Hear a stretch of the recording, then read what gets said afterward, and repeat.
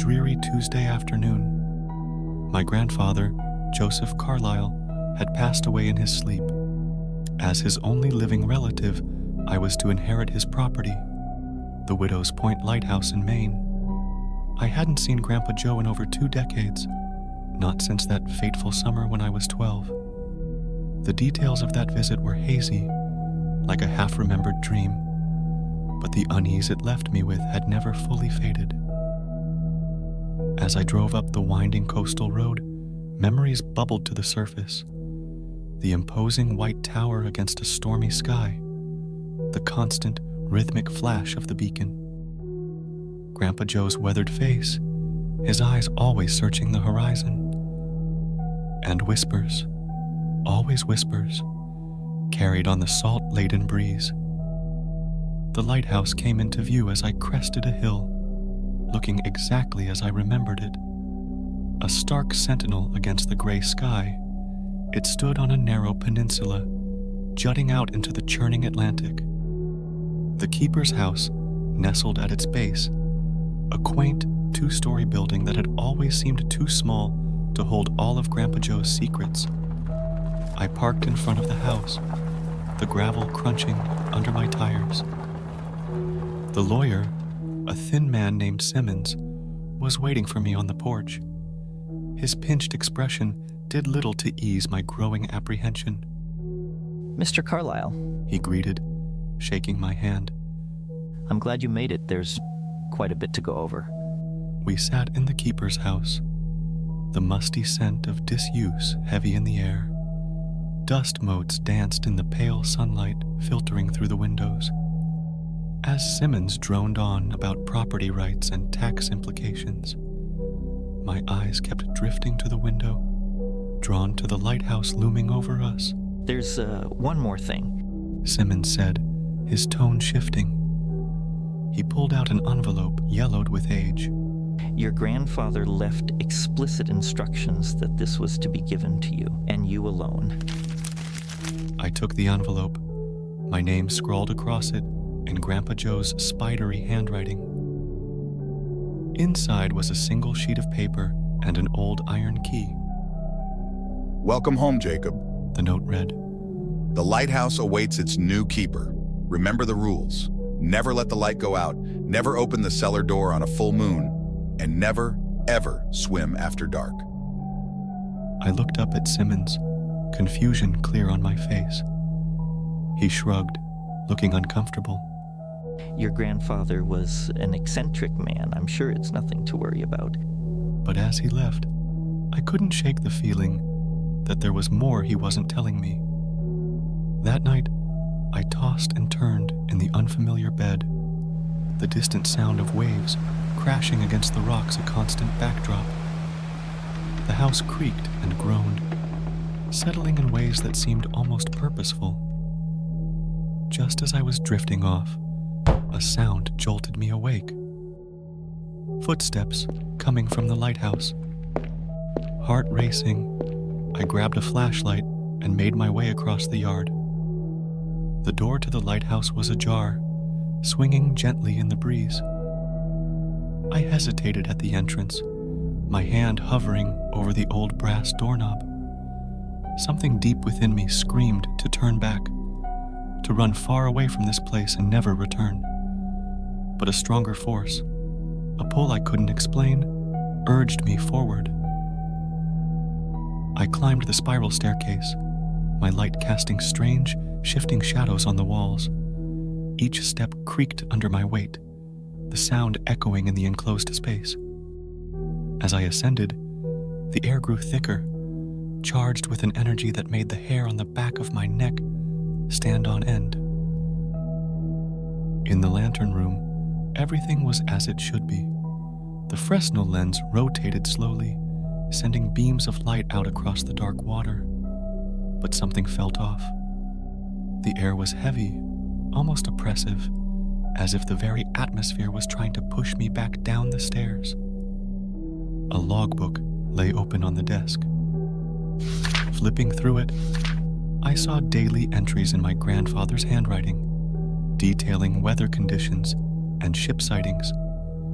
But interspersed were cryptic notes that made little sense.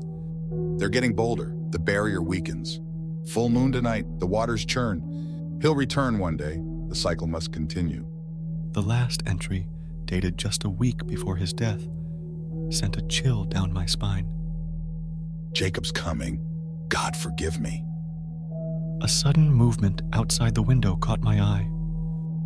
For a split second, I thought I saw a face peering in at me. But that was impossible. We were hundreds of feet up. I approached the window cautiously, pressing my face against the cold glass to peer into the darkness below.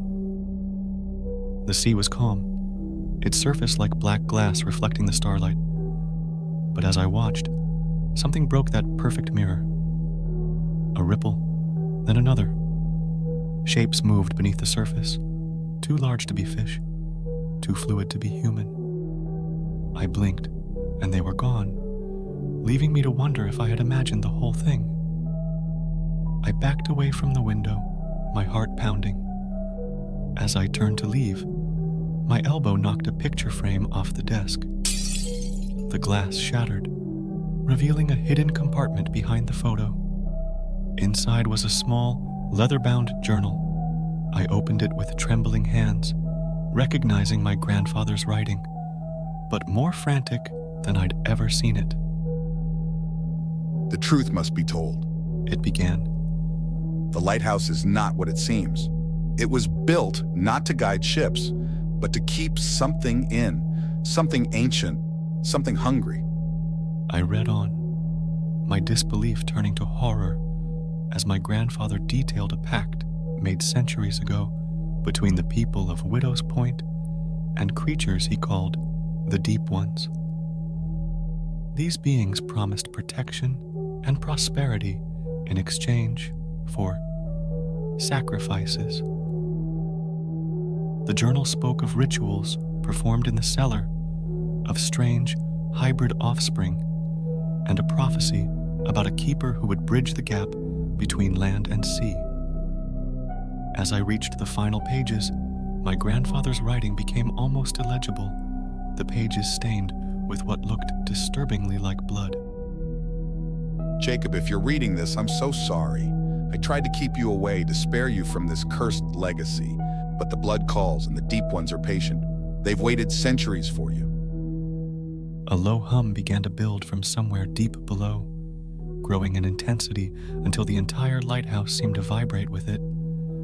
I ran to the window, my blood turning to ice at what I saw. The sea was alive with movement.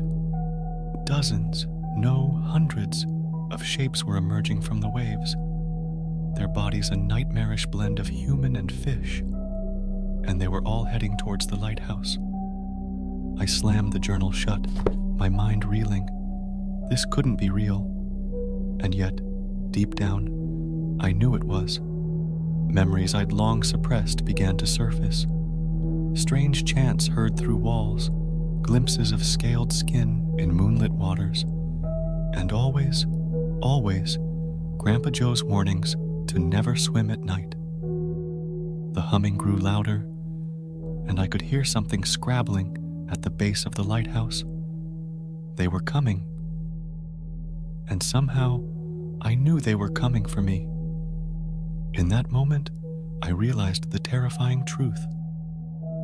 I wasn't just here to inherit a lighthouse. I was here to take my place in an ancient, horrifying legacy, and the choice before me would determine not just my fate, but perhaps the fate of so many others. I raced down the stairs, my feet barely touching each step. As I reached the bottom, I heard a splintering crack.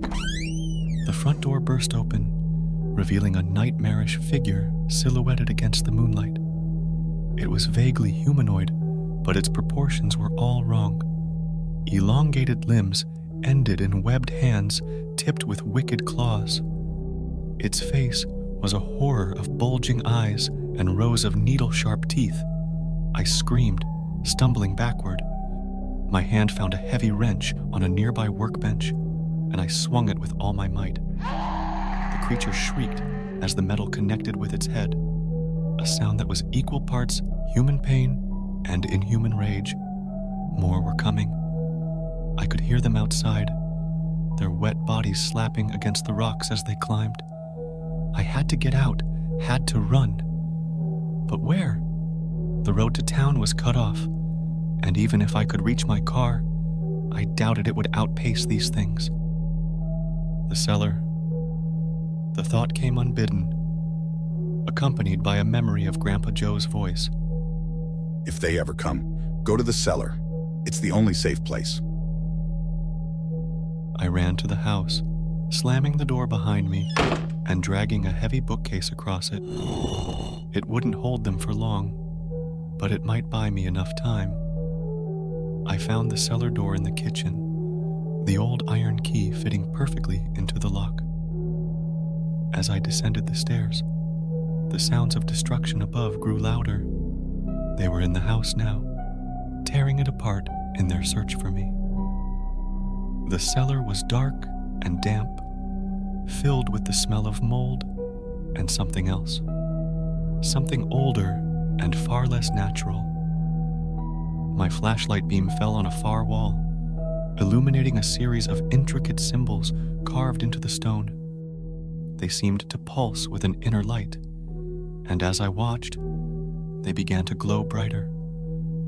The humming that had been present since I arrived in Widow's Point grew to a fever pitch, and I felt a pressure building in my head.